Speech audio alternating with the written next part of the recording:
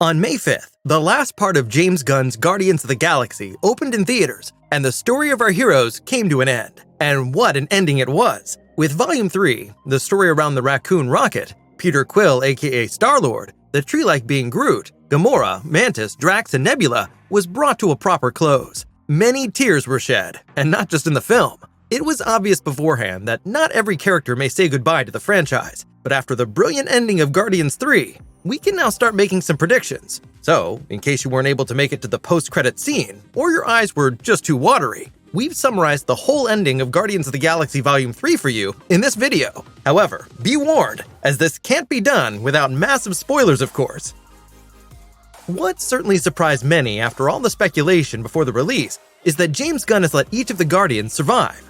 A lot of rumors were circulating about the death of Drax, since the actor Dave Bautista has declared his departure from Marvel. In addition, we also had the theory that Quill or Rocket would sacrifice themselves. But, as usual with James Gunn, things turned out very differently than expected, and following the final battle against the High Evolutionary, the Guardians simply parted ways.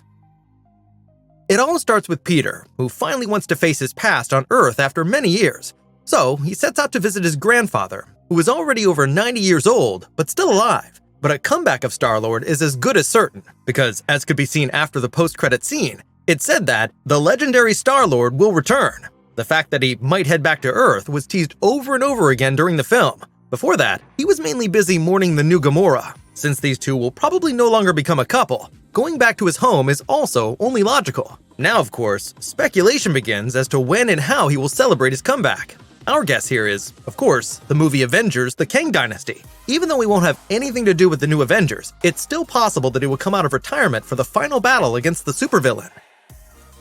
Mantis also leaves on her own. Quill's sister wants to finally find herself after the death of Ego and her days with the Guardians. So, she sets off with her 3 tamed abelisks. While Mantis' character has grown over the course of the movies, her story seems to have ended as well. Whether we'll see her again remains to be seen. So far, though, there is no scenario where we can well imagine her in a future film. Nebula and Drax set out on their journey as a couple. They want to take care of the children created by the High Evolutionary of nowhere.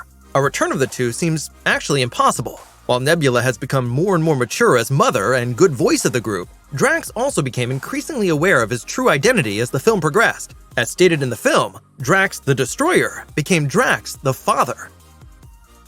Even though we had speculated that there would be a comeback for Gamora and Quill, we were proven wrong. Gamora seems to have really found her new family in the Ravagers now. Thus, a return on her part also seems out of the question. Actress Zoe Saldana did already reveal in interviews that this was her last Guardians movie. Of course, things will get exciting with Rocket. He and his origin story were, after all, the main part of the film.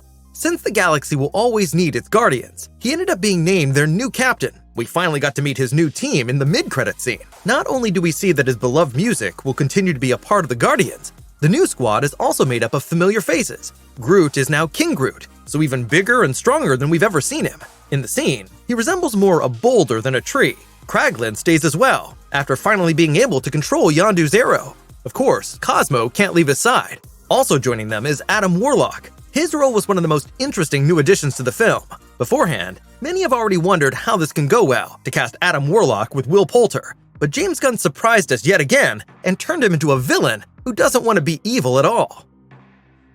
In the end, we are left with the young girl that the Guardians freed from the clutches of High Evolutionary. She seems to have similar powers to Captain Marvel, as we could see from the beams of energy on her hands. There are already rumors about her being the character Phyla Vell, known from the comics. She is the daughter of Mar-Vell, and later becomes Captain Marvel herself.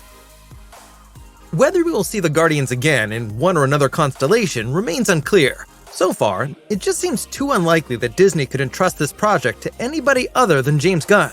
With the conclusion of Part 3, it seems that at least the chapter about the previous heroes is closed. We can't wait to see what the future holds. The MCU is big, and the outer space, with all its planets, aliens, and spaceships, is an exciting setting. Should there be any new Guardians films at some point, however, it will probably never be the same as it was with Star-Lord and his friends. So that's the end of Guardians of the Galaxy 3 recap for you. What are your thoughts? Are we going to see our heroes on the big screen again? And do you even want them to? Or is it really about time for their successors? Let us know your views in the comments.